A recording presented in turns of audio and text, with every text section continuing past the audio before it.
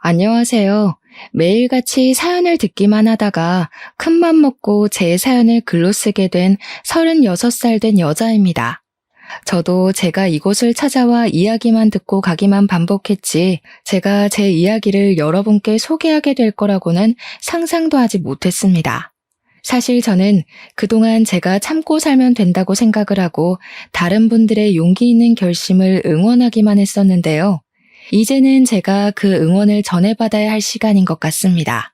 시작부터 왜 이렇게 비장한가 싶으시죠?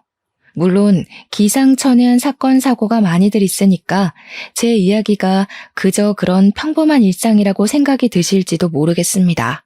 인생을 뒤흔들 만큼 큰 사건이 있었던 것은 아니지만 많은 분들이 오히려 저의 이야기에 공감을 해주실 거라고 생각해 봅니다.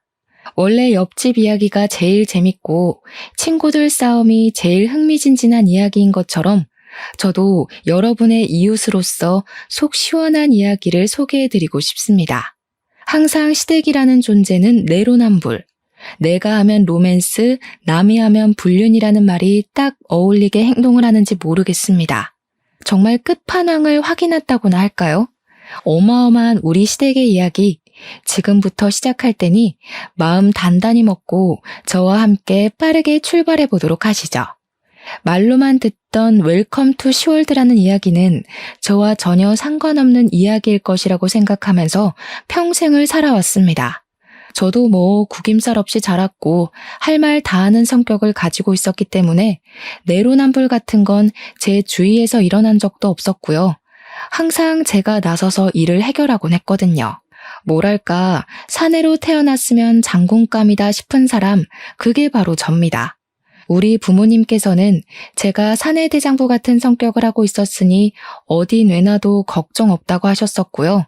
불의를 보면 참지 못하고 부당한 대우를 견디지 못하는 성격으로 친구들 사이에서 인기도 꽤 좋았던 사람이 바로 저란 말입니다.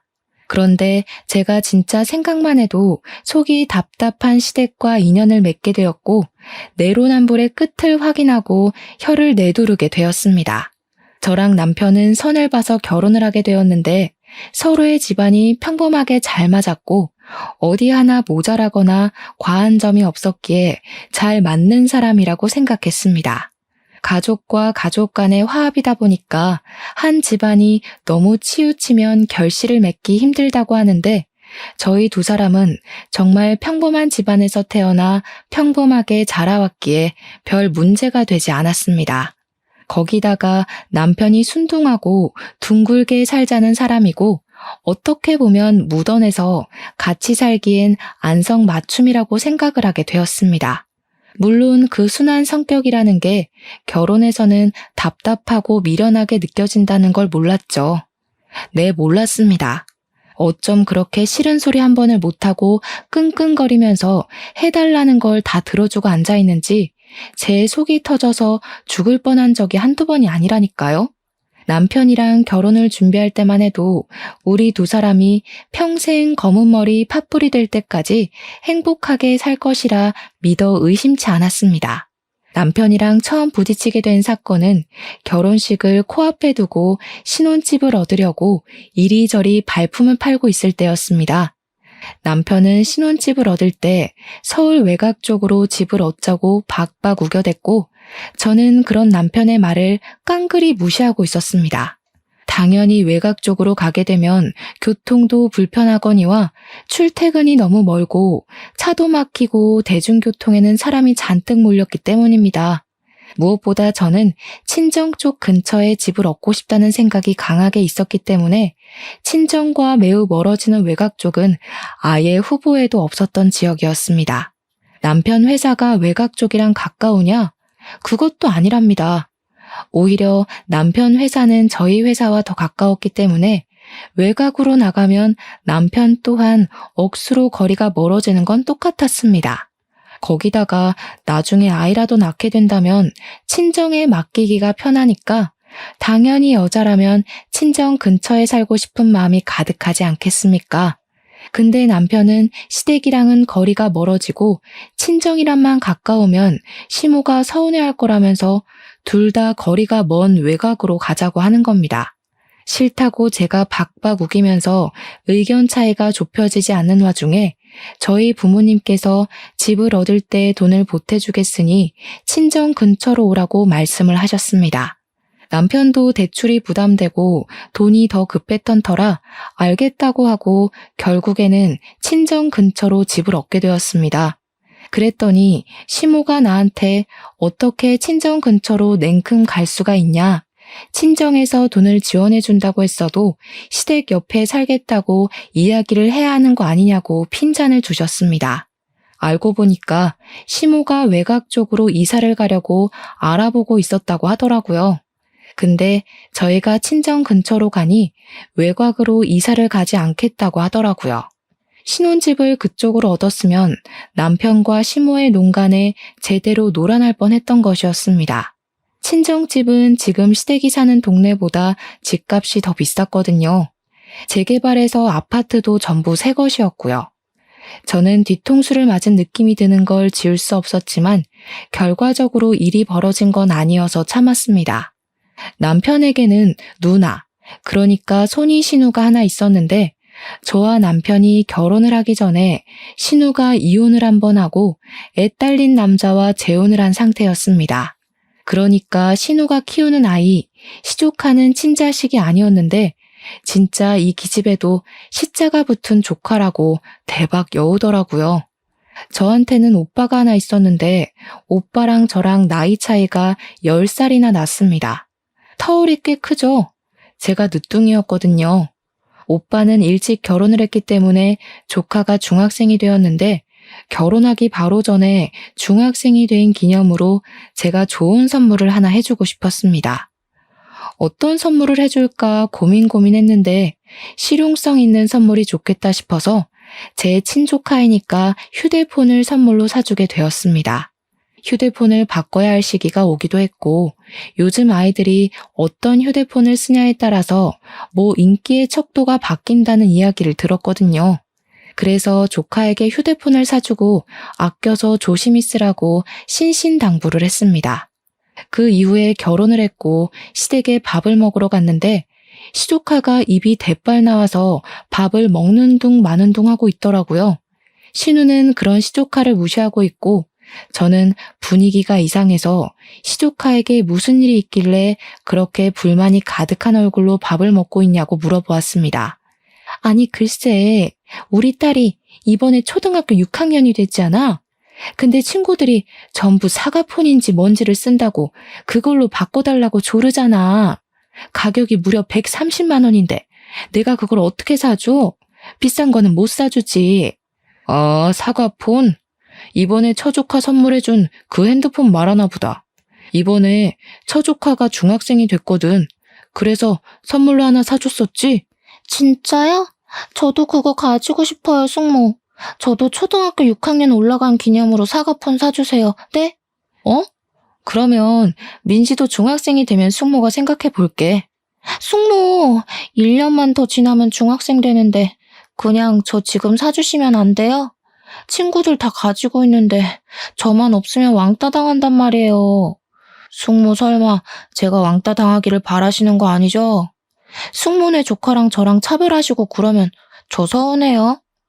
무슨 초등학생이 저렇게 말을 잘하는지 제 말문이 턱턱 막힐 정도로 막힘없이 말을 하더라고요. 제가 너무 당황스러워서 주제를 돌리려고 했는데 잘 걸렸다 싶은 건지 시조카는 끊임없이 저에게 사과폰을 선물로 사달라고 졸랐습니다. 문제는 굳이 하지 않아도 될 말을 꺼낸 남편은 입을 싹 씻고 혼자 밥을 맛있게 처먹고 있고 시부모도 아무 소리 하지 않고 밥만 먹고 있더라고요. 저한테 다 떠넘겨진 기분이 들었다고나 할까요? 제가 너무 어이가 없어서 시조카한테 나중에 하면서 말을 돌리려고 하시는데 신우가 딱 그러는 겁니다. 내가 웬만해서는 뭐 해달라 이런 소리 잘 안 하는데 설마 외조카만 챙기고 친조카는 나 몰라라 하는 거 아니지? 공평하게 해줘야지. 자기도 분명 비싸서 못 해준다고 딱 잘라 이야기를 하더니 남한테는 얻어먹고 싶은 건지 저한테 차별하면서 휴대폰 맡겨놓은 사람처럼 내놓으라고 하는 거 있죠? 어이가 없어서 저도 무슨 말을 해야 할지 잘 모르겠더라고요. 결국에는 남편의 옆구리를 찔렀더니 남편이 저를 쓱 보면서 말을 하더라고요. 할부에서 사면 별로 부담되는 가격은 아니지 않나? 어차피 휴대폰 다 할부로 사는 거잖아. 그 말에 시조카가 너무너무 좋다고 당장 사달라고 하면서 저에게 퀵 배송이 되는 사이트 주소를 보여주더라고요. 거기서 사면 무슨 사은품도 주고 안전하게 배송도 해준다면서 집 주소는 당연히 아시죠? 하는데 무슨 초등학생이 그리 영악한지 혀를 내둘렀습니다. 핸드폰 값이 1, 20만 원 하는 것도 아니고 무려 130만 원이나 하는데 제가 왜 신우딸, 그것도 신우친딸도 아니고 재혼한 남자가 데려온 딸에게 해줘야 하는지 모르겠더라고요. 남편에게 그냥 솔직하게 우리 이거 사는 거 부담되지 않냐고 못 해주겠다고 했더니 남편이 나중에서야 저한테 그걸 지금 말하면 어떡하냐고 하더라고요. 아니 제가 옆구리 찌를 때는 모른 척하면서 뭐 할부가 어쩌니 저쩌네 해놓고 왜 제 탓을 하는지 모르겠더라니까요.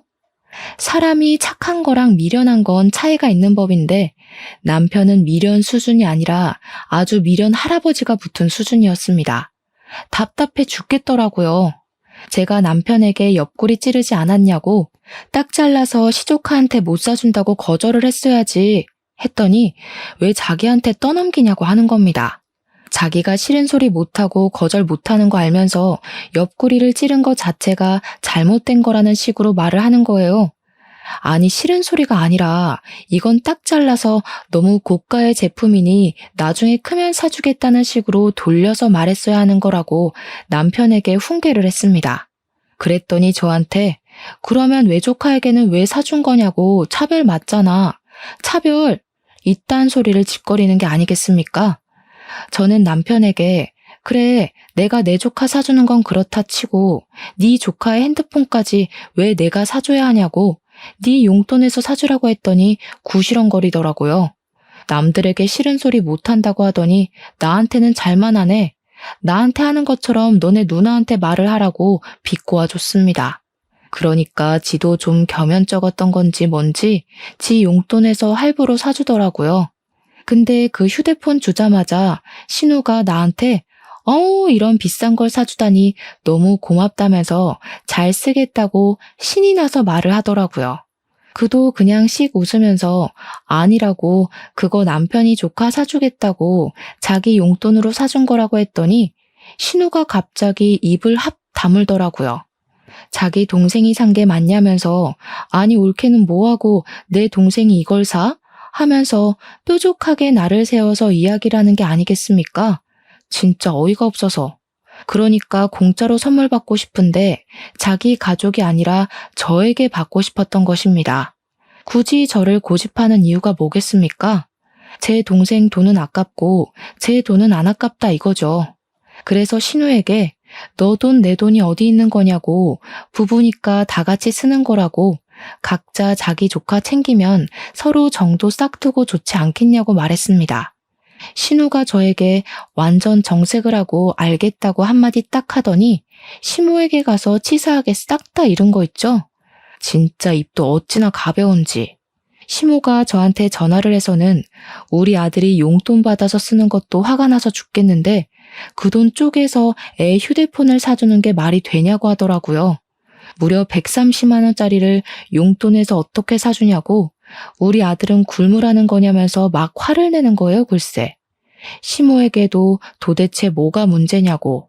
나는 내 조카 챙기고 남편은 자기 조카 챙긴 건데 서로 조카들 챙기고 사이 좋아 보이잖아요. 하면서 시모 속을 더 뒤집어 놨습니다. 시모가 저한테 뭐라는 줄 아세요? 어쩜 그리 반반 딱 나누려고 하냐면서 저한테 네 용돈으로 사주면 되지 하는 겁니다.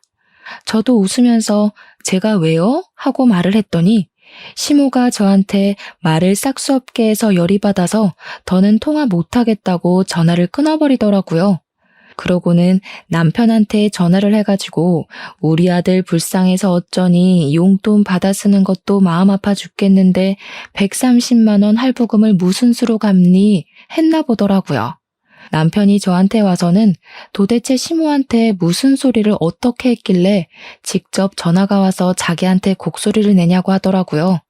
제가 뭘 어쨌다고 곡소리를 낸다는 건지 저도 궁금하긴 하더라고요. 뭐 남편한테는 어쩌긴 뭘 어쩌겠냐고 그냥 할 말을 한 것뿐이라고, 이러나 저러나 틀린 말 한 건 하나도 없으니까 저한테 그 부분으로 더 이상 말 걸지 말라고 했습니다. 남편이 저한테 자기 엄마가 마음이 여리고 상처가 많은 사람이라며 말을 앞으로 조심하라는 식으로 충고를 하는 게 아니겠습니까? 어른한테 고분고분하게 굴 줄도 알아야지 너무한 거 아니냐고 구시렁거리더라고요. 아니, 싫은 소리 못한다는 사람이 왜 저한테는 그리 쉽게 잘만 하는지, 이런 사람을 평생 믿고 살아도 괜찮은 건지 헷갈리더라고요. 시모는 그 뒤로도 저희 집 살림에 엄청나게 간섭을 하기 시작했습니다. 치가 떨려서 시모 전화를 받고 싶지 않을 정도였어요. 우리 아들로 시작된 전화는 결국 너는 애가 그거 하나 신경을 못 쓰니? 하는 말로 끝나곤 했거든요. 저에게 전화를 해서는 우리 아들이 겉절이를 좋아하니까 일주일에 한 번씩 배추를 절여다가 겉절이를 해서 먹이라는 소리. 제철 나물은 꼭 먹어줘야 몸이 튼튼해지는 거니까 이번에는 시금치를 데쳐라, 이번에는 냉이를 무쳐라 하는 소리. 결혼 전에는 아침마다 토마토와 케일, 사과 같은 걸 갈아서 착즙 주스를 꼬박꼬박 먹였으니 너도 아침에 일어나서 착즙 주스 신선하게 내려서 꼭 한 잔씩 주라는 소리. 영양제를 매일 챙겨주지 않으면 까먹고 먹지를 않으니까 알람 맞춰놓고 하나씩 먹여야 한다. 비타민이랑 칼슘은 시간차를 두고 먹여라 하는 소리. 아니, 무슨 우리 남편은 알람도 못 맞추는 바보입니까? 왜 그거를 일일이 저한테 하라고 시키는 건지 정신 나가는 줄 알았습니다. 남편이 아니라 애를 키우는 기분이 드는데 제가 남편에게 제철마다 꼭 나물을 먹어야 하는 거냐, 착즙 주스 마시는 걸 좋아하냐 물어봤죠. 그랬더니 해주면 좋지 하면서 뭉뚱그려 말을 하길래 결국에는 반찬 가게에서 사다가 나물 반찬을 주었습니다. 남편이 언제 이걸 다 했어 하면서 좋아하길래 반찬 가게에서 사온 거라고 솔직하게 말을 했거든요. 그랬더니 그걸 글쎄 시모에게 가서 고스란히 이야기를 한 겁니다. 집에서 반찬하는 게 뭐가 어렵다고 그걸 사다 먹이냐면서 정성이 들어가야 하는 거라고. 그래서 저는 사 먹는 게 만들어 먹는 것보다 절약이 된다. 나물 반찬 해줘봐야 한 끼 먹고 안 먹던데 집에서 하면 양이 많아지니까 다 상해버린다고 했습니다. 그러니까 시모가 시금치 같은 것들은 된장에 무치고 간장에도 무치고 된장국을 끓여도 되고 하면서 저도 아는 레시피를 막 말해주더라고요. 아니, 누가 몰라서 안 해먹겠습니까? 그렇게 무쳐봐야 다 상한다니까. 제 말에 포인트를 못 잡으시는 것 같았습니다. 그래서 신모에게 그냥 어머님이 매번 나물 무치신다고 하니까 하실 때 넉넉하게 해서 저희 집에도 좀 가져다 주세요 했습니다. 그 말을 했다고 또 기분이 상해가지고 자기한테 해서 갖다 줄 생각은 안 하고 자기를 시켜 먹을 궁리만 하는 며느리라고 잔소리를 하시더라고요. 제가 나물 반찬을 좋아하는 것도 아니고 먹지도 않는 반찬인데 본인 아들 먹일 거면 본인 손으로 해서 먹이는 게 맞지 않나 싶고요. 시모의 잔소리에도 저는 굽히지 않고 꿋꿋하게 반찬 가게에 가서 반찬을 사다가 먹였습니다. 결혼한 지 6개월쯤 지났을 때였습니다. 어느 날 퇴근을 하고 집에 들어갔더니 집이 시끌시끌 하더라고요. 집에 누가 올 사람도 없는데 왜 이렇게 시끄럽나 하고 현관 바닥을 딱 보는데 신발이 어마어마하게 많이 있는 게 아니겠습니까? 순간 불안한 마음이 제 머릿속을 확 스쳐 지나가는데 현관 중문을 열고 거실 쪽으로 발을 디뎠더니 신우가 빼꼼 고개를 내밀더라고요. 올케 왔어? 저희 집에서 지금 뭐 하세요? 집에 들어가 보니까 신우의 시조카는 물론이고 시모까지 와 있는 게 아니겠습니까? 남편은 거실 소파에 누워서 휴대폰을 만지고 있더라고요. 어이가 없는 동시에 이게 무슨 일인가 싶어서 시모에게 물어봤더니 아무렇지 않게 대답을 하시더라고요. 어쩜 너네는 이사를 해놓고 한 번도 집에 놀러 오라는 소리를 안 하니? 그래서 우리가 이렇게 시간 내서 한번 찾아와 봤다. 배고프니까 얼른 밥부터 해라. 지금 시간이 꽤 늦었는데 아직도 식사를 안 하셨어요? 식사 준비하려면 시간이 꽤 걸릴 것 같은데 그냥 시켜 먹는 게 좋을 것 같아요. 뭐 드시고 싶으신 거 없으세요? 여기 웬만한 음식은 다 배달 오거든요. 그랬더니 시모가 옳다구나 잘 걸렸다 하는 말투로 말을 하시더라고요. 아니 지금 시어머니를 앉혀놓고서는 배달 음식이 가당키나 한 소리야? 네가 그러고도 주부가 많니? 미리 오신다고 연락을 주신 것도 아니고 약속을 잡은 것도 저랑 잡은 게 아닌데 제가 왜 밥을 차려야 하는 거예요?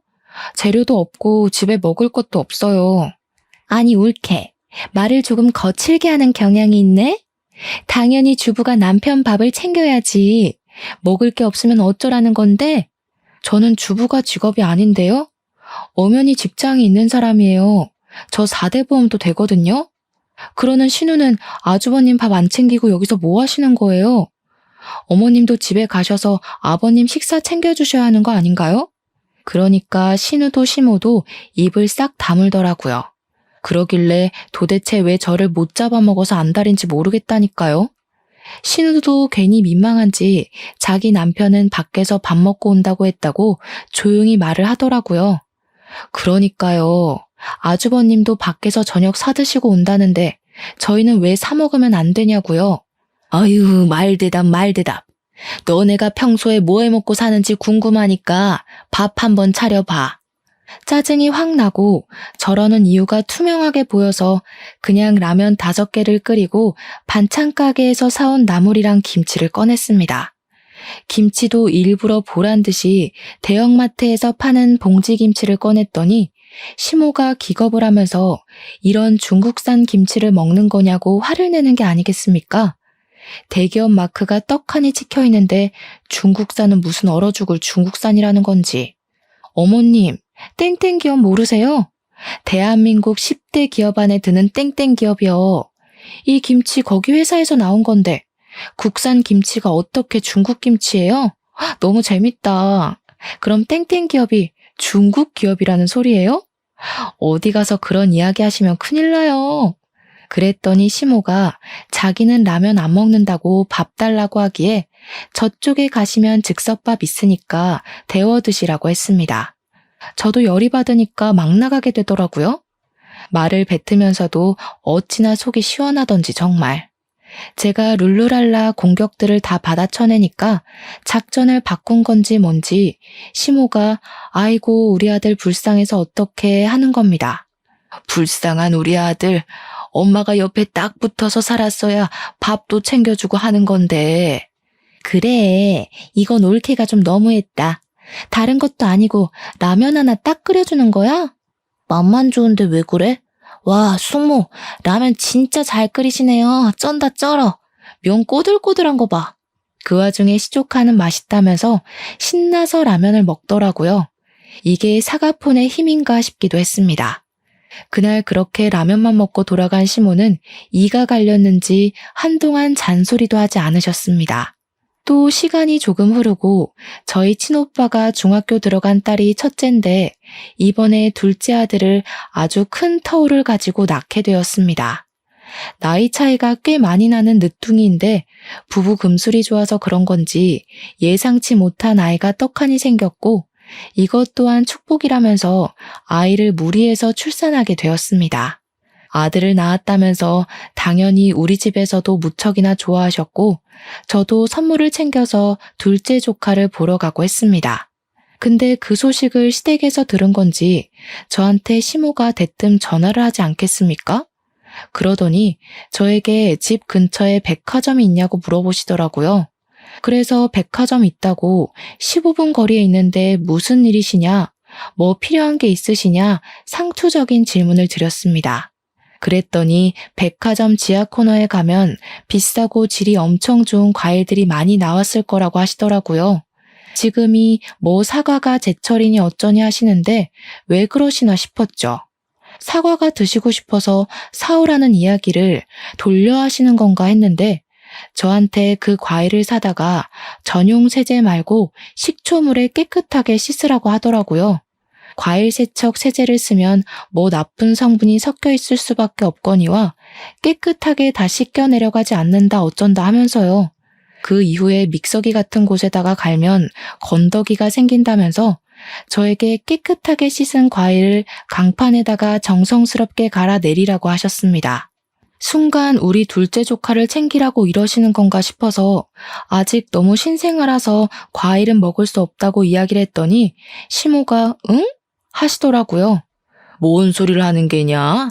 우리 아들 주라고, 우리 아들. 우리 아들이 과일을 깎아 놓으면 잘 챙겨 먹지를 않아. 그러니까 그렇게 강판에 갈아서 냉장고에 넣어둬라. 아침에 하나씩 꺼내주면 잘 먹는다. 우리 아들이 과일도 잘 챙겨 먹어야지. 맨날 밥만 먹으면 안 돼. 과일에 비타민이며 식이섬유 같은 게 많은 거 알지? 필요한 영양소니까 하나하나 챙겨줘라. 제가 진짜 어이가 없어서 예 하고 대충 전화를 끊고는 퇴근하고 남편에게 물어보았습니다. 여보, 혹시 과일을 깨끗하게 잘 씻어서 강판에 갈아 놓으면 무슨 생각이 들어? 글쎄, 개밥? 아니면 뭐 잼 만들게? 그런 거 만들어봐야 누가 먹는다고 고생을 사서 해. 잼은 그냥 사서 먹자. 아니, 어머님이 나한테 그렇게 만들어서 냉장고에 넣어놨다가 당신 아들 입에 넣어주라고 하시던데 그래야 여보가 과일을 먹는다고. 그 말이 끝나기가 무섭게 남편의 얼굴이 빨갛게 달아오르는데 꼴이 웃기더라고요. 제가 너무 웃겨서 당신 무슨 신생아냐고 그런 취급을 당하냐 했더니 남편이 진짜 자기 엄마가 너무 주책인 것 같다고 하더라고요. 남편도 그렇게 주책 맞다고 생각할 정도면 시모가 극성은 극성인 거죠. 도대체 아들을 철없는 푼수로 만드는 꼴 아니겠습니까? 그 이후에 한 번은 제가 정말 심각하게 독감에 걸려서 진짜 말로 표현할 수 없는 고생을 하게 되었습니다. 회사까지도 고열이 너무 심해서 5일이나 쉬어야만 했고 집에서 해열제를 먹고 병원에 매일같이 들러서 열이 떨어지는 링거를 맞아야만 했습니다. 밥도 제대로 먹지 못할 정도로 아파서 골골거렸는데 남편이 걱정이 돼서 그런 건지 뭔지 시모한테 말을 했나 보더라고요. 시모가 집에 찾아왔습니다. 아파 죽겠기에 인사할 힘도 없고 눈도 제대로 뜨지 못한 채로 오셨어요 하고 인사를 드렸죠. 고개를 들어 시모를 보니까 마스크까지 정말 꼼꼼하게 챙겨 쓰고 손에 비닐 장갑까지 끼고 와서는 가방 하나 툭 던지면서 그러더라고요. 여 가방에 얼른 네 남편 짐 좀 싸라. 속옷부터 시작해서 출퇴근하면서 입을 옷까지 싹 담아. 저는 영문을 모르겠고 몸이 너무 아파서 뭘 할 수가 없는 상태라 왜 그러시냐고 물어보았습니다. 예, 우리 아들이 감기라도 옮으면 어떡하니? 너는 생각이 있는 거니 없는 거니? 그렇게 아프면 네 남편부터 시댁에 보냈어야 했어야지. 아픈 것도 서러워 죽겠는데 저한테 저런 소리를 하니까 짜증도 나고 속상하기도 하고 그러더라고요. 무슨 사춘기 소녀인 것 마냥 기분이 나빠져서 획 토라져 말을 했습니다. 어머님, 저 진짜 손 하나 까딱할 힘이 없어요. 그냥 남편 보고 챙겨서 가라고 그럴게요. 그러고는 그냥 방에 들어왔습니다. 열이 너무 올라서 어지러움이 심각할 정도라 침대에 누웠는데 따라 들어오신 시모가 제 이불을 확 걷어내더니 등짝을 때리더라고요. 남편 짐을 저보고 챙기라면서 일 끝내고 들어온 남편 고생하게 그 힘든 일을 시키냐고 잔소리를 하시는 겁니다. 진짜 저에게 데스노트가 있었으면 우리 시모의 이름을 적어서 심장마비에 걸리게 만들고 싶을 정도로 화가 났습니다. 그럼 어머님이 챙기시던가요? 제가 아파 죽겠다는데 여기까지 쫓아오셔서 뭐 하시는 거예요? 너 지금 내가 누군지 알고 소리를 지르니? 옛날에는 시어머니라면 눈도 제대로 못 쳐다봤는데 세상 참 좋아졌다. 그러면서 제가 계속 누워있으니까 다시 한번 제 등짝을 찰싹 소리가 나게 때리시는데 제가 너무 열이 받아서 시모의 손을 확 때려버렸습니다. 놀래가지고 저를 눈 동그랗게 뜨고 쳐다보는데 진짜 그 표정까지도 정나미가 뚝뚝 떨어지더라고요. 저 때리지 마시라고요. 지금 누구는 귀한 자식 아닌 줄 알아요? 너 지금 나 쳤니? 그런 거니? 친 건 어머님이고요. 저는 뿌리친 거죠. 그게 그거지. 요즘 것들은 정말 예의가 없어. 저는 그런 시모의 뒤통수에 대고 나가시라고요 하고 이불을 머리끝까지 뒤집어 썼습니다. 나가려던 시모는 다시 돌아와서 계속 구시렁구시렁 거리시면서 우리 남편 짐을 끝까지 챙겨서 돌아가시더라고요. 설마 했는데 그날 남편은 시댁에서 자는 건지 집에 들어오지 않았습니다. 그런데 하필 가는 날이 장날이라고 그날 밤에 제가 열이 39도까지 올라가면서 쓰러지게 된 겁니다. 겨우겨우 음성인식으로 연결해서 119에 신고하고 응급차에 실려가게 되었습니다. 병원에서도 저에게 열이 39.8도였다면서 정말 위험했다고 보호자분 어디 계시냐고 묻는데 남편에게 전화를 걸었더니 왁자지껄한 소리가 들리더라고요. 시댁에서 술판이라도 벌인 건지 시모랑 신우 목소리도 들리고 남편은 저에게 술을 먹고 있다고 하더라고요. 너무 열이 받아서 전화 바로 끊고 엄마한테 전화를 걸어 엉엉 울었습니다. 아픈 것도 서러운데 남편까지 저 모양 저 꼴이라고 말입니다. 그러니까 부모님께서 그 새벽에 놀라가지고는 병원 응급실로 바로 뛰어오셨어요. 김서방 어디 갔냐고 물어보시는데 힘들고 목이 바싹 타서 죽을 것 같았지만 원래 고자질이라는 게 제일 즐거운 거 아니겠습니까? 하나도 빠짐없이 모든 사실을 다 일러바쳤습니다. 저희 아버지께서 엄청나게 열이 받으셔서는 당장 뒤집어 엎겠다고 이혼하라고 그런 취급 받으면서 살 필요 없다고 하시더라고요. 부모님께서도 저의 이혼을 지지해 주시겠다는데 제가 굳이 피할 이유가 있겠습니까? 저는 이혼을 결심했고 퇴원을 하고 나서 제대로 사건이 터지게 되었습니다. 시모가 집에 남편 짐은 물론이고 본인 짐까지 죄다 싸들고 찾아온 게 아니겠습니까? 무슨 짐이 이렇게 많은가 싶어서 보다 보니 시모 짐까지 섞여 있더라고요. 불길한 예감은 뭐 틀리지 않는 법이죠. 저는 바로 정신을 차리고 남편에게 물어보았습니다. 이 짐들은 다 뭐야? 당신 짐만 있는 게 아닌 것 같은데? 우리 집 내놨다. 아무리 생각해도 내가 너무 못 믿어워서 두 다리를 뻗고 잘 수가 있어야지. 우리 아들이 결혼하고 살이 홀쭉하게 빠진 거 봐라. 저게 사람 몰골이니? 삐쩍 말라가지고 볼품없게. 저 사람 원래 저랬어요. 연애할 때도 비쩍 말라서 볼품 없었는데요. 이게 또박또박. 먹는 것만 봐도 맨날 사온 반찬이고 김치도 마트 김치를 사 먹인다는 게 말이나 되니? 내가 같이 살면서 우리 아들 밥도 해주고 말이다. 살림도 좀 알려주고. 너 신부 수업 안 받고 온 거 티나서 내가 가르치려고 한다. 내 말에 토달지 마. 내가 우리 아들 집에 와서 지내겠다는 게 문제는 아니잖니. 그러면서 글쎄 본인 집만 쏙쏙 골라다가 저희 집 남는 방이 하나 있었는데 그 자리에 짐을 풀더라고요.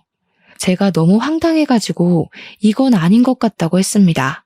뭐가 아니냐고 저한테 뾰족하게 되물으면서 자기 말에 틀린 게 있냐고 반박할 거리가 있으면 해보라고 하시더라고요.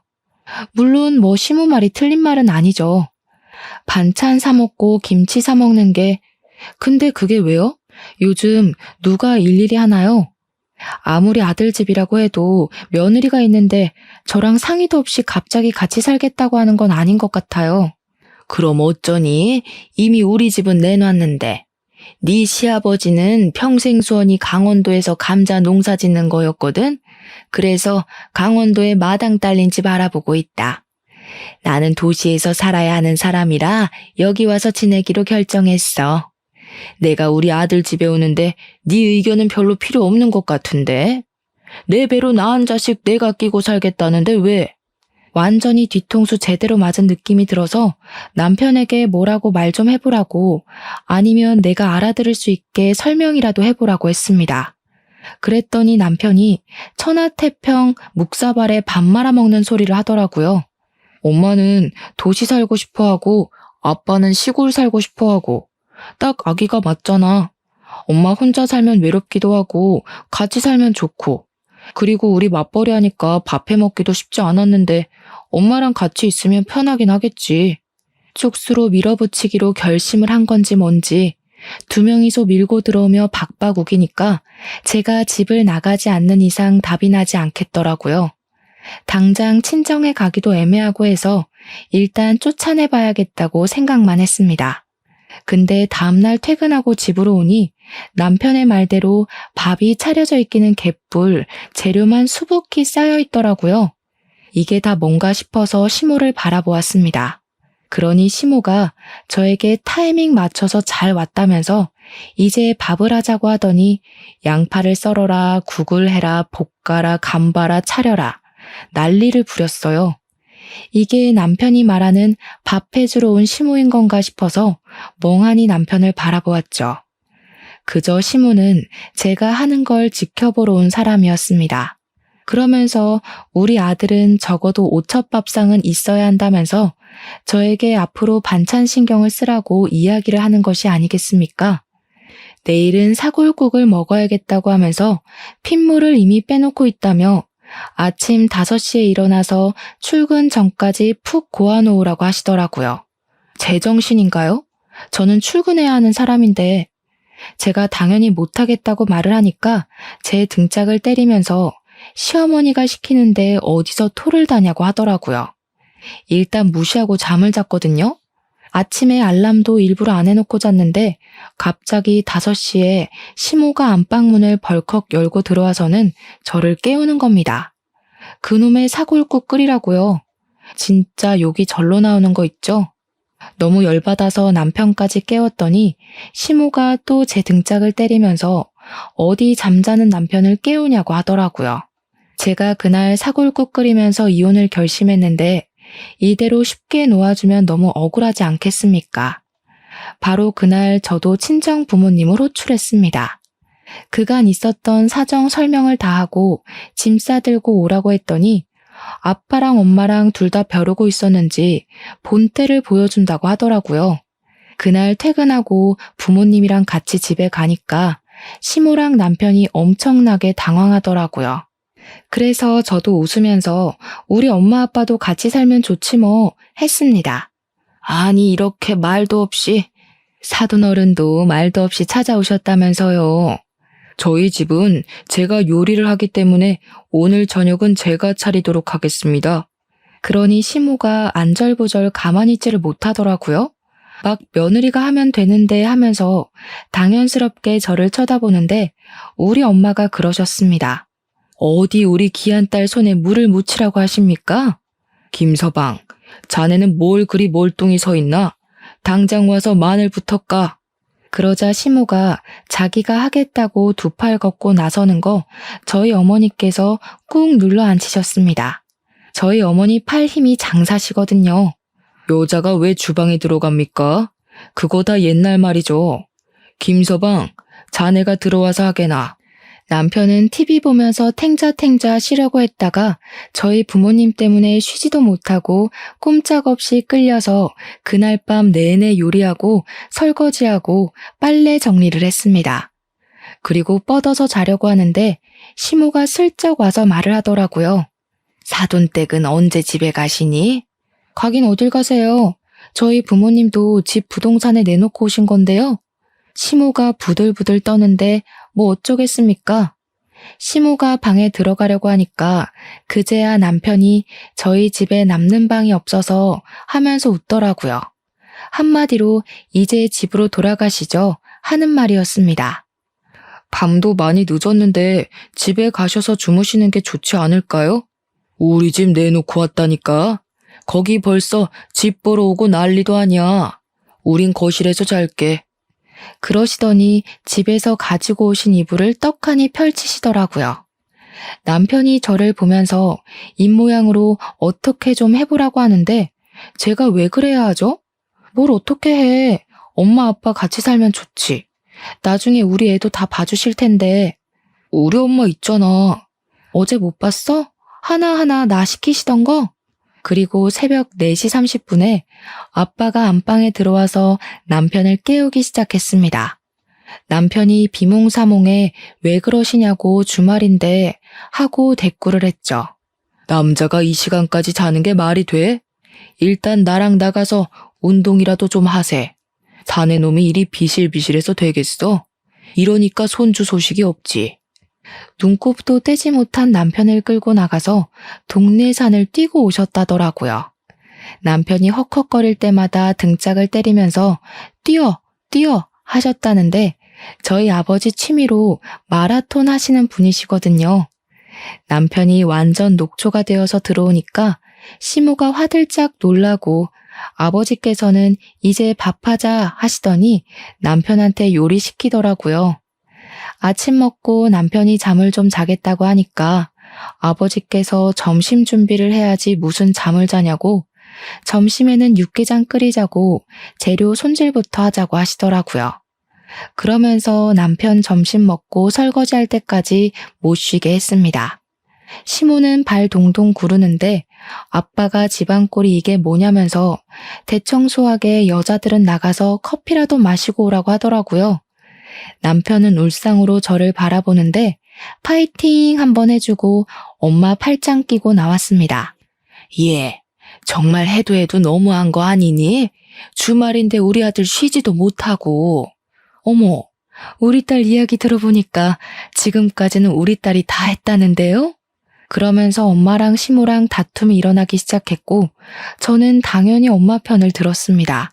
요즘 누가 여자 할 일, 남자 할 일 나누냐고 그렇게 따지면 저도 직장 다니면서 돈을 벌고 있지 않냐고 시모에게 퉁명스럽게 대꾸를 했습니다. 이혼하기로 마음을 먹고 난 다음이라 그런지 말투도 존중을 해줄 필요가 전혀 없더라고요. 집으로 돌아가니까 남편이 더 이상은 비 못 맞추겠다면서 시모를 내보낼 테니 저희 부모님도 빨리 집으로 보내라고 하더라고요. 그래서 저는 미리 준비한 이혼 서류를 꺼냈습니다. 그게 뭐냐? 시모는 화들짝 놀라고 부모님께서는 서둘러서 짐을 챙겨주셨습니다. 아니 무슨 이혼이 애들 장난이야? 애들 장난이 아니라서 이혼하는 거죠. 저는 더 이상 이렇게 못 살아요. 저희 부부도 우리 딸 귀하게 키웠는데 여기서 구박받으면서 지낼 이유 하나 없습니다. 협의 이혼하고 집은 반반 했으니까 반반 나눠. 혼수는 네가 해온 건 네가 들고 가고 내가 해온 건 내가 들고 갈게. 우리 뭐 더 정리할 것도 없잖아? 제 입에서 이혼 이야기가 나오니까 남편이 이혼 못한다고 배 내밀고 항의를 하더라고요. 그래? 그럼 소송할게. 내가 당한 시집살이면 위자료도 꽤 받겠다. 제가 위자료 소송 이야기까지 꺼내니 시모가 자기가 잘못했다면서 앞으로는 간섭 안 하겠다고 한 번은 그냥 넘어가자고 하더라고요. 그 말을 제가 어떻게 믿겠습니까? 그냥 짐 싸서 나온 뒤에 이혼하자고 계속 이야기를 했더니 남편이 협의 이혼해주겠다고 하더라고요. 위자료를 챙겼더라면 더할 나위 없이 좋았겠지만 빨리 저 지겨운 인간들이랑 인연을 끊고 싶어서 그냥 협의 이혼으로 진행했습니다. 지금은 친정에서 편안하게 마음 안정을 취하며 앞으로 어떻게 미래를 꾸며나갈지 계획을 쓰고 있는 중이랍니다. 이혼한 지 이제 한 달밖에 되지 않았지만 벌써부터 명치에 얹힌 분노들이 다 내려가는 느낌이네요. 제 이야기처럼 여러분들의 화도 가라앉고 분노도 사라지길 바라며 오늘의 사연은 여기까지 적어보겠습니다. 저의 긴 사연 들어주신 여러분 정말로 감사드립니다.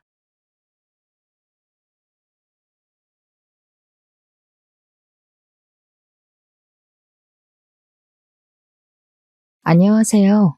저는 부산에 살고 있는 30대 이혼녀입니다. 날이 안 좋으니 마음까지 뒤숭숭해서 괜히 지난날 과거가 떠오르네요. 주말인데 약속도 없고 술 한잔 기울일 친구도 없어서 글을 남겨봅니다. 이혼하고 이제 막 심경 안정된 하소연일 테니 마음 비우시고 들어주셨으면 좋겠어요. 저는 이혼 가정에서 자란 남자를 만나 결혼했었습니다. 남편은 저보다 6살이 어린 30대 연하였어요. 남편이 고등학교 때 시부모가 이혼했다고 했고 남편이 대학을 졸업할 때쯤에 시부가 죽었다고 했어요.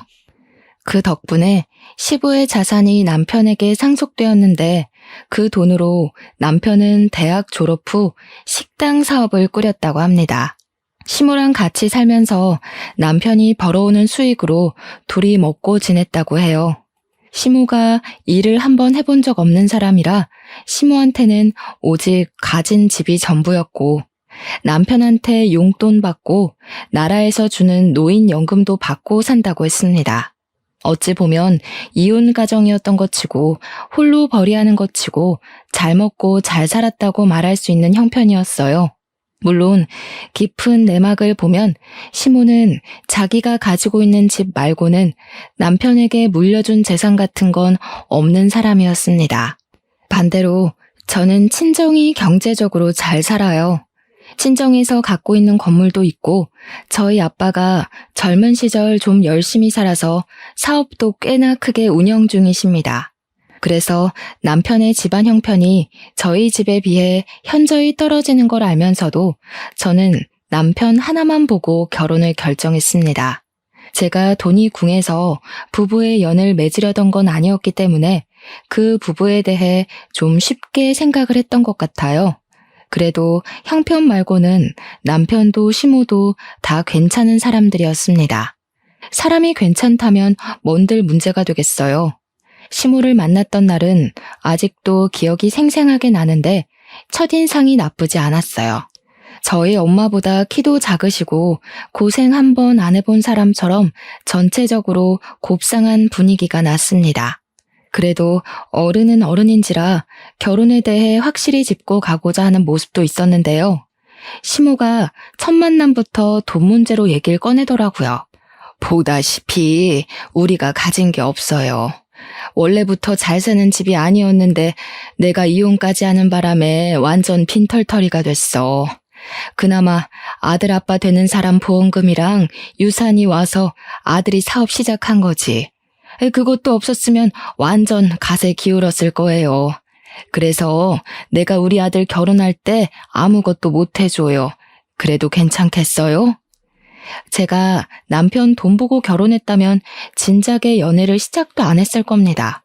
남편의 형편을 모르는 것도 아니기에 그런 건 문제가 되지 않는다고 시모에게 확실히 얘기를 꺼냈고 우리 친정이 좀 넉넉하다는 얘기까지 하면서 시모에게 점수를 따려고 했어요. 다행히도 시모가 저를 굉장히 만족스럽게 봐주셨습니다. 상견례에서도 그런 부분에 대해 대화가 이루어졌는데 친정 부모님은 부부끼리 존중하는 마음을 더 중요시 여기는 분들이라서 돈 없다고 결혼을 반대하고 그러진 않는다며 저처럼 의사를 표명하셨어요. 그렇게 저희는 친정 부모님이 갖고 있는 건물에 얹혀서 살게 되었습니다. 남편이 모은 돈은 고작 6천만 원이 전부였는데 그거랑 제가 모은 돈이랑 합쳐서 결혼식, 결혼 준비, 신혼여행을 다녀오느라 남은 돈이 부족했거든요. 서울에 집을 마련하기에는 턱도 없어서 일단 돈을 더 모으기로 결정했어요. 그러던 어느 날 정말 생각지도 못한 위기에 봉착하게 되었는데 바로 코로나입니다. 저희 집도 코로나 때문에 피해를 봤어요. 정확히 말하자면 코로나 사태 때문에 남편 직장이 큰 타격을 입게 된 거죠. 그 탓에 남편은 1년이나 무급 상태가 되었습니다. 그때부터 남편은 집에서 빈둥거리기 시작했어요. 집에만 있으니까 체력이 남아 도는 건지 밤마다 저를 못살게 굴기도 했습니다. 너무 피곤해서 집적거리는 남편을 피하거나 짜증을 내면 남편이 토라져서 거실에서 자곤 했어요.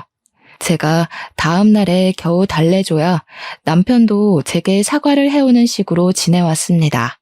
솔직히 이때부터 남편뿐만 아니라 제 생활이 버거웠어요. 남편의 무급 생활이 시작되고부터는 거의 제가 가장이나 다름없는 생활을 했거든요. 생활비에 남편 식당 공과금에 우리 집 관리비, 적금, 시모 용돈 등등 전부 제 월급에서 차감할 수밖에 없잖아요. 친정이 잘 산다고 해서 가정이 생긴 제가 언제까지 친정의 도움을 받겠습니까? 이미 집도 친정에서 관리비 제외하고 공짜로 살게 해주고 있는걸요. 제가 혼자 고생하는 줄 알아서 남편이 한 번씩 집안일을 해놓기도 하는데 집안일을 잘하는 것도 아니라서 일만 2번 만드는 꼴입니다. 물론 남편 입장에서는 저를 돕는다고 나름 자기가 신경 쓴 거겠죠. 미안하지만 그땐 제가 한참 예민해져 있을 때라 남편이 한 발자국 떼기만 해도 스트레스 받을 적이었어요. 그렇다고 그걸 제가 지적하기도 미안한 상황이라 결국 아무 말도 못했습니다. 무엇보다 백수인 본인이 무급인 것에 제일 스트레스일 거잖아요. 남자는 돈 버는 걸로 자존심이 서고 꺾이고 한다는데 매일 집에만 있고 처가가 준 집에 얹혀 살고 처갓집이 챙겨주는 반찬 먹고 하면 얼마나 자존심 상하겠어요. 최대한 그런 남편의 입장을 이해해주고 싶어서 저는 화가 나도 억누르고 짜증을 냈다가도 제가 먼저 사과를 하고 그랬습니다. 그런데 어느 날엔 정말 철딱선이 없는 남편이 제대로 미운 적이 있었는데요.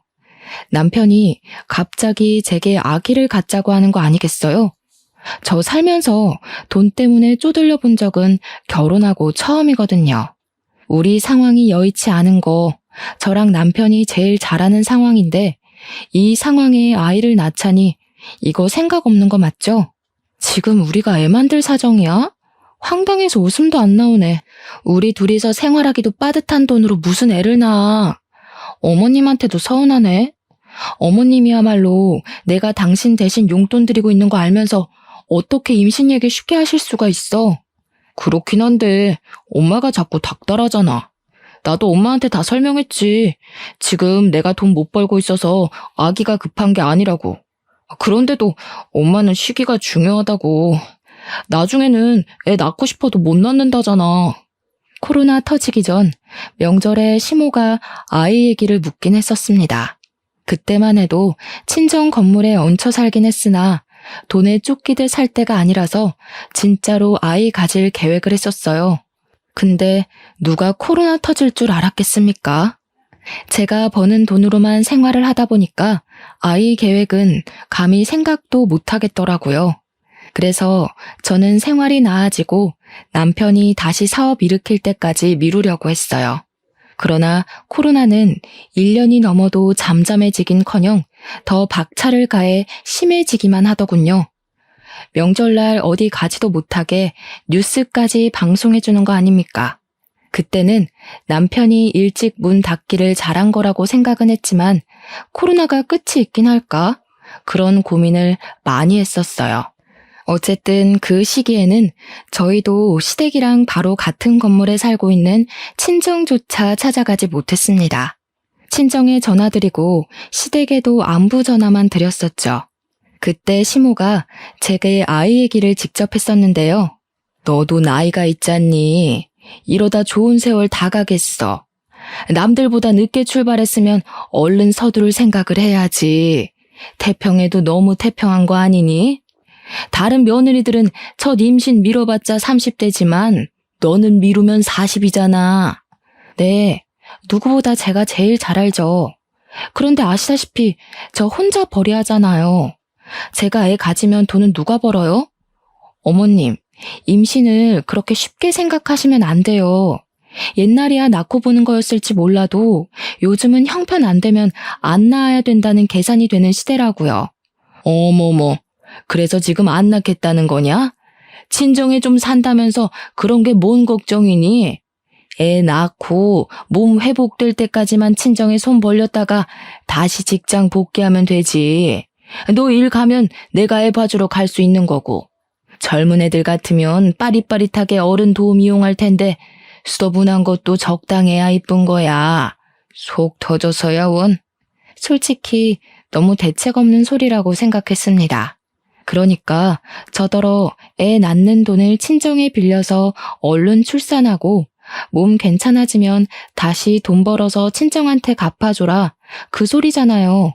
어른들 도움을 이용하라는 것도 웃겼어요. 마치 현명한 척 말씀하시는데 어른 이용하는 며느리나 딸이 얼마나 영악한지 모르고 하는 소리 아닙니까? 실제로 그렇게 이용당하면 버르장머리 없다고 뒷말할 거면서. 물론 저 또한 애가 갖고 싶긴 했어요. 제 인생에서 애 없는 딩크의 삶은 생각해 본 적이 없거든요. 시모 말이 강압적이고 생각 없게 들리긴 했지만 자꾸 시기를 미루면 더 힘들어질 것 같은 생각은 들었습니다. 근데 이쯤에서 의문이었던 건 사실 저랑 남편은 결혼하고 단 한 번도 피임을 한 적이 없다는 거였어요. 그런데도 임신 소식이 없었다는 건 문제가 있다는 생각이 문득 들었습니다. 남편한테 아기 얘기를 하면서 피임 부분까지 물었더니 남편도 그 부분에서 의아해하긴 했어요. 저희는 평생 아이 계획이 없는 사람이 아니기 때문에 미래를 위해서 함께 산부인과를 가게 되었습니다. 검사를 했더니 조금 당황스러운 사실을 알게 되었어요.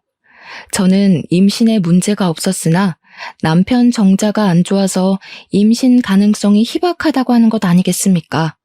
저랑 남편이 충격받아서 아무 말도 못하고 있자 의사는 그렇다고 임신 확률이 전혀 없는 건 아니라고 위로해 주더군요. 이런 부부가 덜어 있는데 대부분이 체외 수정을 하기도 한다고 해서 저는 고민을 많이 했습니다. 근데 나이가 더 들면 체외 수정 가능성마저 줄게 될 거라는 의사 말에 크게 흔들렸어요. 남편은 이미 시험관 시술에 동의하는 얼굴을 하고 있었고요. 그러나 걸리는 게 있다면 바로 돈 문제였습니다. 솔직히 남편 무급인 것도 힘든 상태였고 제 돈으로만 모으고 쓰고 하는 것도 버거운 사정이었는데 이 상황에 시험관 비용까지 보태어지면 앞길이 더 막막할 것 같았거든요.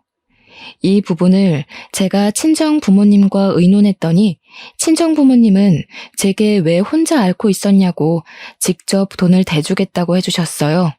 이미 집도 혼수도 차도 친정 부모님의 손을 빌렸는데 시험관까지 부탁하는 것이 너무 죄송해서 차마 저만 결정을 못 내리고 있었습니다. 그 시점에 남편이 시모에게 제 사정을 얘기한 건지 시모한테서 연락이 왔는데요. 예, 애 낳으면 내가 돈 줄 테니까 시험관 그거 해라. 돈 때문에 고민하는 거라며. 뭘 그런 문제로 쓸데없이 시간 버리고 있어? 네? 어머님이 돈이 어디 있어서요? 시험관 비용 한두 푼 되는 거 아니에요. 솔직히 이런 말씀까진 안 드리려고 했는데 어머님도 지금 생활비 없어서 저한테 탓쓰시잖아요. 어떻게 돈을 대주시겠다는 건데요? 너는 여태 나를 거지로 보고 있었니? 시험관 비용 대준다고 했다가 내가 아주 못 들을 소리를 다 듣는구나. 긴 말하긴 귀찮고 그냥 그런 줄 알고 당장 시험관 해봐라. 시모는 확신에 찬 말로 저를 강압적으로 설득했습니다. 시모가 그동안 꽁쳐둔 돈이 있는 건가? 뭐 때문에 저렇게 확신이 있나 의문이 많이 들었어요. 그렇지만 문득 저도 시댁에 뭐 하나는 받고 싶더라고요. 제 친구들은 시집 갈 때 시댁에서 집 해주거나 혼수를 받는다는데 저는 받은 게 없잖아요. 물론 남편 형편을 알고 제가 받아들였던 부분이기 때문에 따로 받고자 기대했던 건 아니지만 남편이 백수가 될 줄은 정말 몰랐거든요. 그렇다 보니까 사람 마음이라는 게 참 이기적으로 변하더라고요. 이제는 뭐가 되었든 저도 시댁 도움 좀 받아보고 싶었어요. 그래서 고민 끝에 시험관에 도전하기로 결정을 내렸습니다. 친정 부모님한테는 시모가 도와준다고 해서 따로 경제 지원은 받지 않았어요. 대신 친정 부모님이 제 곁에서 격려를 많이 해줬습니다. 음식이라든지 살림이라든지 직접 저희 집에 와서 도와줬어요. 시모는 진짜 돈만 해주고 코빼기도 안 나타나더라고요. 어쨌든 시모가 돈을 대주는 건 감사한 일이었으니 연락을 넣어 한 번씩 안부랑 감사 인사를 전했습니다. 물론 그마저도 전화는 안 돼서 문자로 했지만요. 양가 식구들 모두가 응원하던 저희 부부의 시험관 도전은 결코 쉬운 길이 아니었어요. 힘들다는 말만 들었지 더럽게 힘들더라고요. 자꾸 실패해서 돈은 돈대로 들고 몸만 지쳐갔습니다. 그러던 한날에는 너무 피곤한 탓에 친정집에서 밥을 먹고 실수로 잠이 들어버렸어요. 잠깐 소파에 누웠을 뿐인데 그대로 골아떨어진 거죠. 새벽에 깼을 때야 남편이 먼저 집에 가버렸다는 걸 알았어요. 친정 부모님이 건물 꼭대기에 살고 있었고 우리는 그 아래 2층 살고 있어서 엘리베이터만 타면 되는 거리였거든요. 친정 부모님 말로는 남편이 저더러 여기서 편히 자라고 하고 두고 갔다 합니다. 엄마가 중간에 깨서 얘기해줬는데 저는 내일 출근도 있고 해서 엄마한테만 인사하고 집으로 내려갔어요. 도어록을 따고 들어갔는데 안방에 남편이 없었더라고요. 그새 어딜 갔나 하는 순간 화장실 쪽에서 소리가 들려 가봤습니다. 문 밖으로 담배 냄새도 솔솔 났고 남편 목소리도 들렸어요. 이 자정에 누구랑 연락을 그렇게 하나 엿들어봤다가 아주 기가 막힌 사실을 알게 됐지 뭡니까. 이래서 나이 많은 여자는 아무짝에 쓸모가 없는 거다.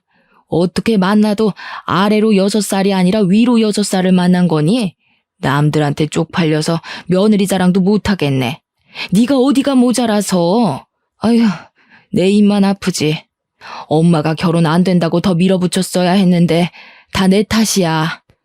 아, 몰라. 노산이니까 어쩔 수 없지. 어차피 늙은 여자랑 결혼해버린 거 그런 것쯤은 엄마가 그냥 이해 좀 해. 근데 시험관 비용은 왜 엄마가 되겠다고 한 거야? 그것도 처가에서 해줄 생각이던데. 듣자 하니 남편은 시모랑 통화를 하는 것 같았습니다.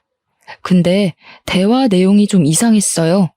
임신 문제는 남편한테 있어서 착상이 잘 안 되었던 건데 남편도 시모도 임신의 문제를 제 탓하고 있었습니다. 애초에 남편이 제 탓으로 말했기 때문에 그런 거겠죠. 너무 황당해서 대화 내용을 끝까지 다 안 듣고 화장실 문을 열어버렸어요.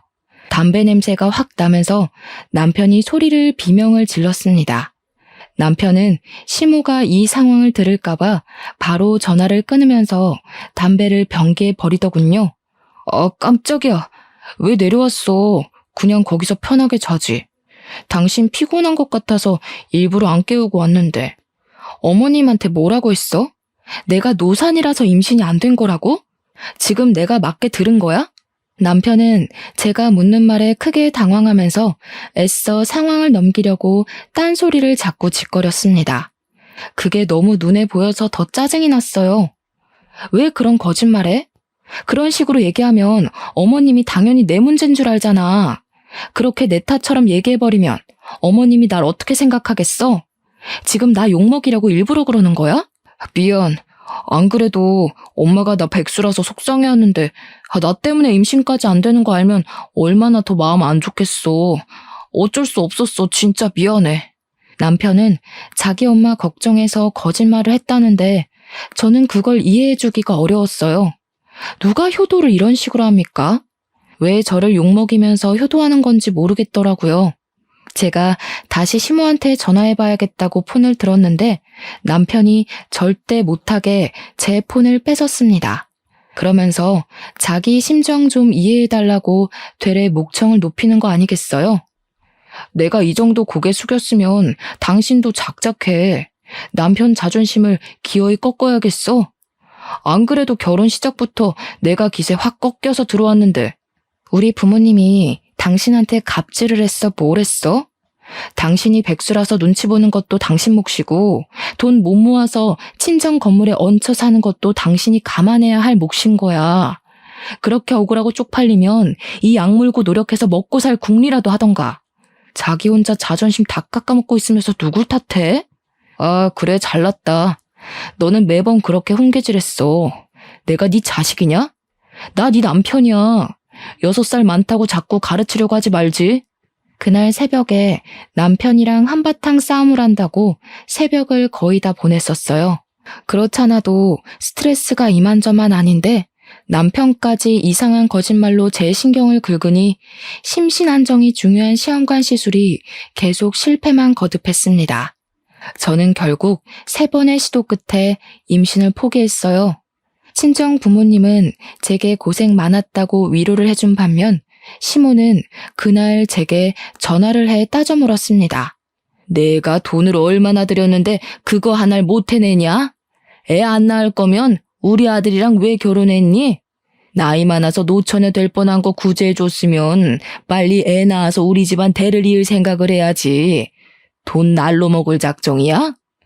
제가 애 낳으려고 결혼한 거 아니잖아요. 저 충분히 노력했고 시험관도 한두 번이죠. 이젠 힘들어서 못하겠어요. 제가 어머님 돈 날로 먹은 걸로 보이세요? 솔직히 정확하게 따지고 보자면 날로 먹은 건 어머님이 더하죠. 제 돈이 어머님한테 얼마나 들어갔는데요. 뭐야? 이제 시엠이 말이 말 같지도 않나 보네? 지금 너 혼자 힘들어? 임신하려면 여자 나이가 얼마나 중요한데 다 늙어서는 아무 노력도 안 하고 그딴 식으로 짓거릴 거면 네가 해줄 게 이혼밖에 더 있겠니? 뭔 놈의 이런 고약한 년이 다 있대? 내 귀한 아들 너같이 고집 세고 보잘것 하나 없는 애랑 결혼시키는 게 아니었는데 아이고 내 천추의 한이다. 사람이 한계에 다다으면 말하기조차 피곤해서 입을 닫게 된다는 걸 그때 처음 느꼈습니다. 그리고 듣자 하니 시모는 시험관 역시 제 개인적인 문제 때문에 임신이 안 되는 줄 알고 있더라고요. 남편이 아직도 시모한테 솔직하게 말 안 했다는 생각에 짜증이 나서 결국 실토해줬습니다. 어머님, 뭘 알고나 따지세요. 제가 아니라 어머님 아들이 씨 없는 수박이라고요. 남편이 백수라 자기 엄마 더 걱정시키기 싫다고 솔직하게 말 못한 건데 그쪽 아들 때문에 손주 씨가 메말라 있는 거예요. 제가 입 아파서 이런 말까지는 안 하려고 했거든요. 어머님 아들이 성불구인 줄 알았으면 저도 이 결혼 안 했어요. 왜 자꾸 나한테 덮어씌워요? 왜 내가 그쪽 아들 때문에 애 없이 살아야 되는데 나도 짜증나 정신 나가겠으니까 부추기지 좀 마세요. 저는 정말 예의고 도리고 다 버린 채 시모한테 성질을 부렸어요. 더 이상 이해해주면 끝도 없이 사람 피를 말릴 것 같더라고요. 이렇게 말을 하면 생각 있는 사람의 경우 적당히 해야 되잖아요. 그런데 시모는 정말 상상을 초월하는 사람이더라고요. 얘기하면 어느 정도 알아듣고 자신의 실언을 민망해할 줄 알았는데 더 뻔뻔하게 나오는 거 아니겠어요? 그래서 씨가 부실해도 밭이 좋으면 임신되는 거야. 애초에 밭이 똥통인데 정자가 수백만 마리 있으면 뭐 하겠니? 그리고 우리 아들이 너 만나기 전에는 잘만 사업했어. 그런데 너 만나자마자 일이 틀어졌잖니. 이게 뭔 뜻이겠어? 너무 막무가내 논리에 순간적으로 말이 안 나왔습니다. 시모는 남자한테 여자 하나가 잘못 붙으면 망하는 법이라고 하면서 애초에 남자에게는 여자가 어떤 모양새로 있어주느냐가 중요하다고 개소리를 하더군요. 황당해서 별 대꾸 못하고 끊어버렸어요. 이걸 남편한테 얘기해봤자 싸움만 될 거고 그냥 무시하고 살자 생각했는데 어느 날 연락도 없이 시모가 우리 집을 찾아온 게 아니겠습니까? 퇴근하고 왔는데 남편이랑 시모가 식탁에 마주보고 앉아서 밥을 먹고 있더라고요. 보아하니 시모가 반찬 등을 쌓은 것 같았습니다. 제가 퇴근했다고 내다보는 것까진 안 바라는데 적어도 저한테 시모가 올 거라고 언질은 해줘야 되는 거 아닙니까? 남편이나 시모나 그들의 무례한 행동에 얼마나 황당하고 화나던지.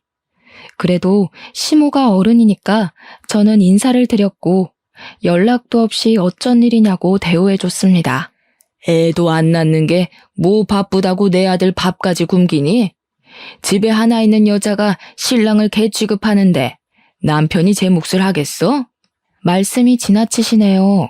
저랑 남편 같이 친정에 밥 먹으러 가요. 남편 혼자 있어도 친정 가서 밥 잘만 얻어먹고요.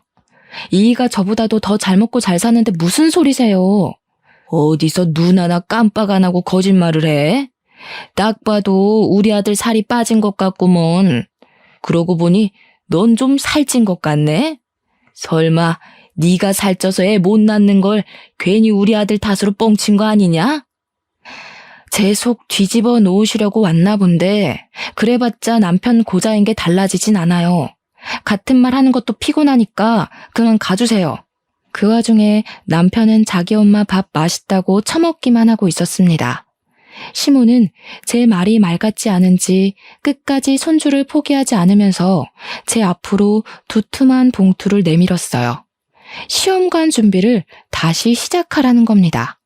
이렇게 돈이 술술 나올 거면 왜 신혼 초에 돈 없는 척하면서 숨겼는지 모르겠더군요. 뭐가 어쨌든 오늘부터 나도 여기서 지내야겠다. 이거 내 집 팔고 가져온 돈이니까 손 좀 안 들어와라. 네? 같이 지낸다니 그게 무슨 말씀이세요? 그런 건 누가 결정했는데요? 내 아들 사는 집이라 내 마음대로 결정했다. 들어와서 시애미 노릇 톡톡히 해주겠다잖아. 애만 낳아봐라. 내가 어와둥둥하면서 대신 키워주지. 알고 보니 그동안 제 시험관 비용으로 대줬던 돈은 시모가 집을 담보로 대출받았던 거였어요. 지금은 집을 팔아서까지 대출 갚고 남은 돈을 제게 주는 거였고요. 시모는 자기가 자기 재산을 다 바쳤으니까 무조건 손주를 만들어 오라는 명령을 하였습니다. 그것도 충분히 황당했지만 이제부터 우리 집에서 살겠다고 하는 것도 어이가 없었어요. 적어도 같이 살려면 의논을 먼저 해서 집주인의 동의를 구해야 되는 거 아닌가요? 뜬금없이 집을 팔고 와서는 집 없으니까 얹혀 살겠다는 건 무슨 심리인지 이해할 수가 없더군요. 저는 그 봉투를 거절했습니다. 몸이 힘들어서 안 되겠다고 했는데 역시나 시모가 주는 고집이 만만치 않았어요. 이미 집을 팔아버려서 제가 시험관 안 한다고 해도 이 집에 살 수밖에 없다고 하는 거 있죠. 저도 제가 무슨 생각으로 그랬는지 모르겠는데 결국 한 번 더 시험관에 도전하게 되었어요. 거의 자포자기 심정이었고 시모에게 날라올 잔소리에 벌써부터 스트레스가 올라왔습니다. 그런데 놀랍게도 임신이 되어버렸어요. 이건 저뿐만 아니라 온 식구가 놀란 상황이었습니다. 특히 시모가 무엇보다 기뻐하면서 저더러 고생 많았다고 병원에서 회복하는 내내 저를 찾아와 줬어요. 솔직히 그렇게까지 손자의 진심인 시모를 보니까 그간 시모를 욕했던 제 마음이 저도 모르게 흔들리더라고요. 이 정도로 기뻐하는 거였으면 내가 좀 힘들더라도 중간에 포기하지 말 걸 그랬나 생각하며 저를 돌아볼 만큼 저도 감사했습니다. 하지만 역시는 역시인 건지 산후조리까지 마치고 집에 갔더니 시모가 제게 황당한 경고를 하더군요. 앞으로 사돈집에서 내 손자 보고 싶다고 하면 무조건 나한테 허락받아라. 내 돈 들여서 생긴 손자잖니? 내 돈 아니었으면 어디 이 손자가 세상 밖을 나왔겠어? 무슨 일이 있어도 사돈 손에 애 맡기는 일은 없어야 돼. 누가 보면 아기를 애완동물처럼 비용 지불하고 산 줄 알겠어요. 시모 말이 말 같지 않아서 듣는 채 마는 채 했습니다. 그런데 시모가 정말로 우리 친정의 애를 보여주는 걸 아까워하더라고요.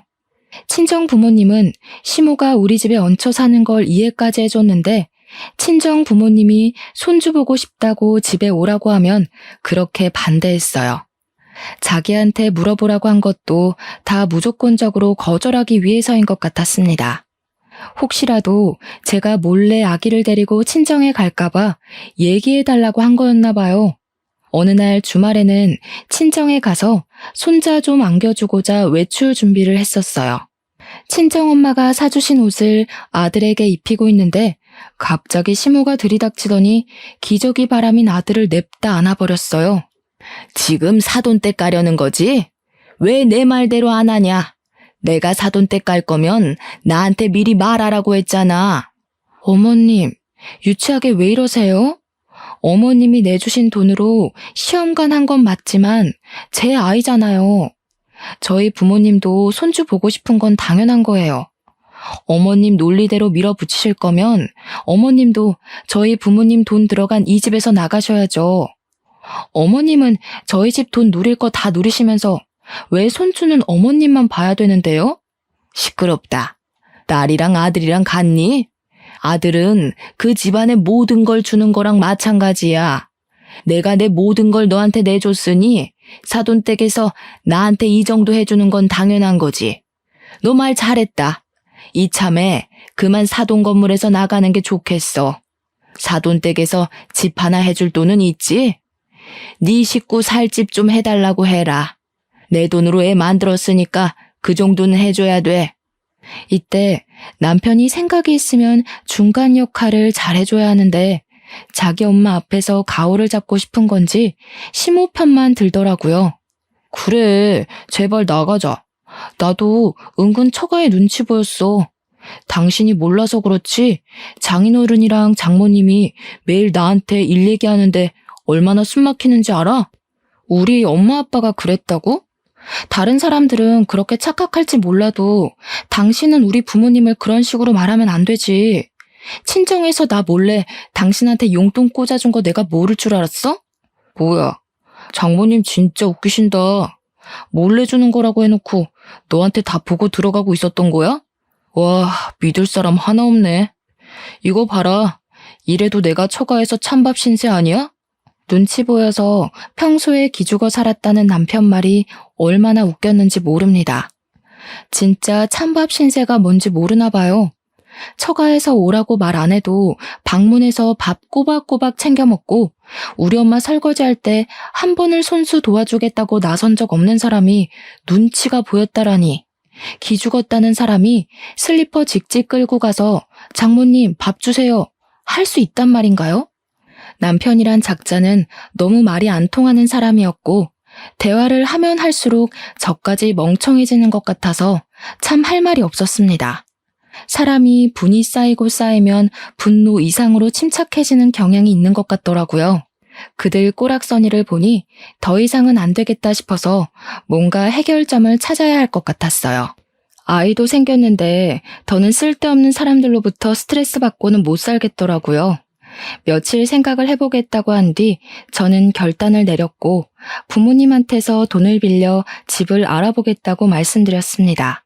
시모가 아주 신이 나서 손주를 안고 온갖 아양을 떨더군요. 그러면서 이런 집이 좋고 저런 집이 좋다고 저한테 보여주는 거 아니겠습니까? 이제야 네가 말이 좀 통하는구나. 이왕이면 여기랑 최대한 멀고 또 산이 보이는 곳이 좋겠다. 그런 데는 공기가 다르거든. 애 크는데도 굉장히 좋고. 그럼 나도. 이왕 돈 빌리는 거 나 사업장 리모델링 좀 하면 안 될까? 내가 저번에 장모님한테 은근슬쩍 말 던져보긴 했는데 장모님이 눈치가 없는 건지 말귀를 잘 못 알아들으시더라고. 당신이 잘 말해주면 도와주실 것 같은데? 두 사람의 뻔뻔한 망언에 열이 확 받쳤지만 다 참았습니다. 뭐든 부모님한테 물어보겠다고 하면서 그 화가 나는 상황을 대충 넘긴 채 저는 마음먹었던 계획들을 준비해 나갔어요.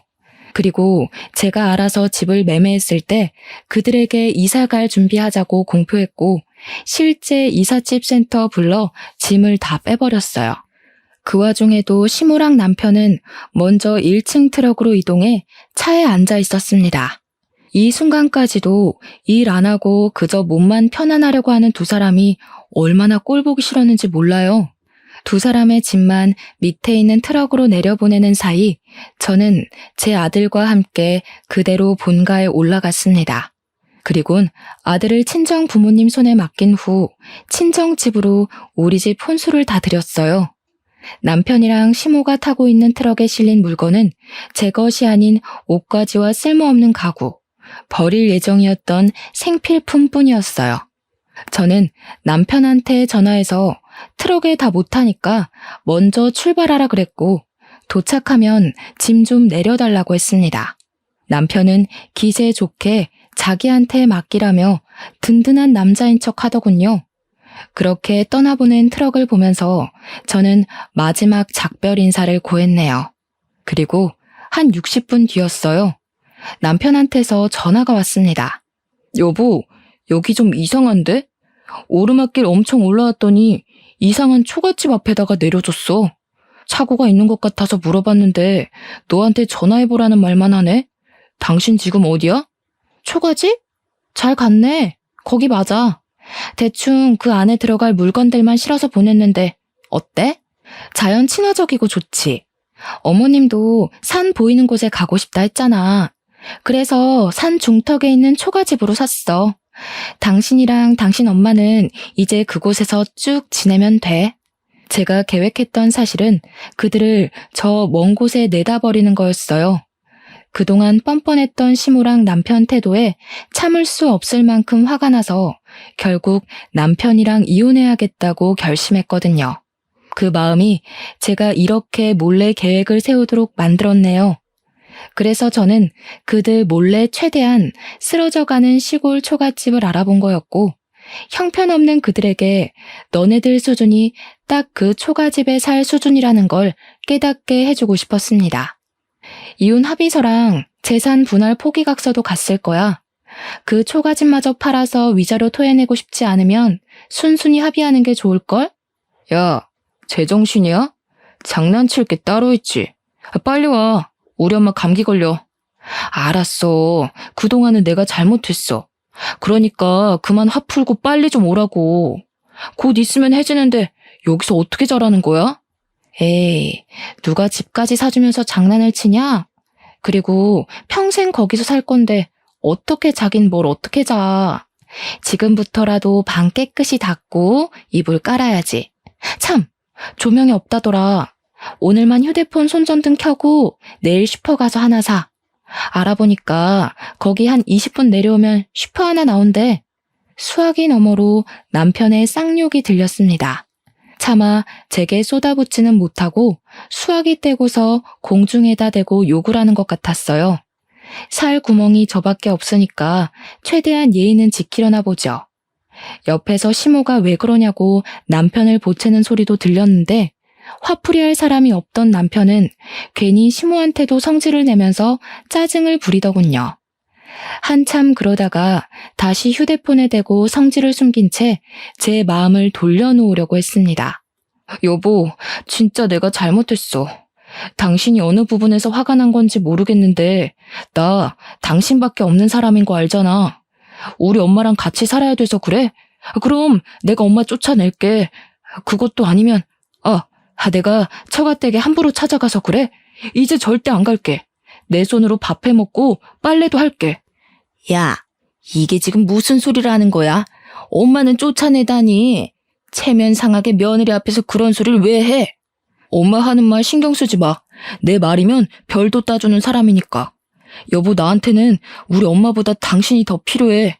당신 눈에 거슬리는 단점 다 고칠 테니까 제발 용서해줘. 그런다고 개버릇 어디 가겠냐? 그동안 호구 하나 물었다고 얼마나 좋아했을까? 너네 엄마도 그렇고 너도 그렇고. 어쩜 그렇게 양심이 없는지 모르겠네. 정도를 모르고 나대면 그런 꼴 나는 거야. 내가 이런 것까지 알려줘야 되겠어?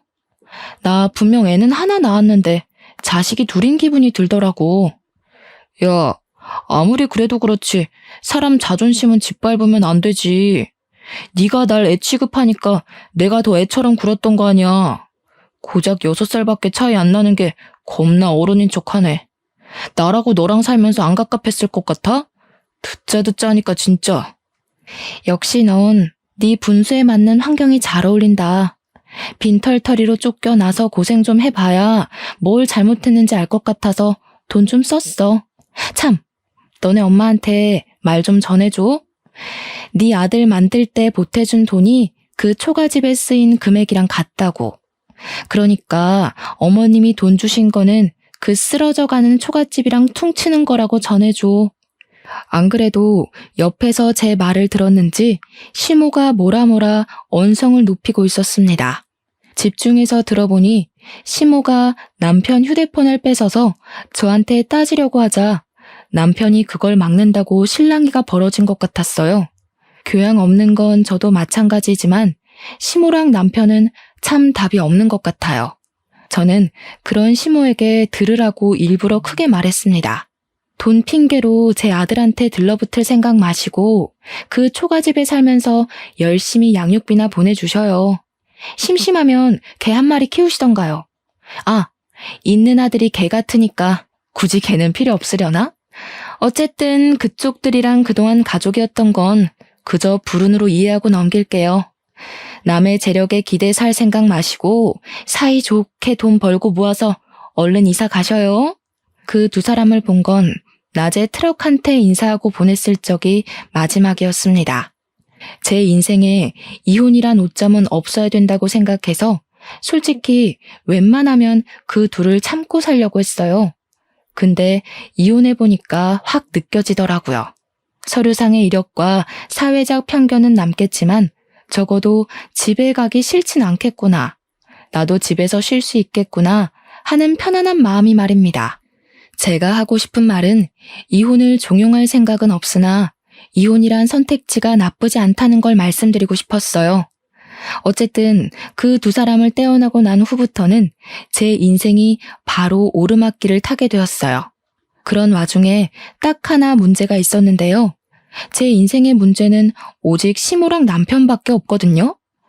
역시나 그 둘이 제 골치를 아프게 만들었는데 두 사람이서 저의 이혼 통보를 인정하지 못해 이혼 합의가 계속 미뤄지고 있었다는 겁니다.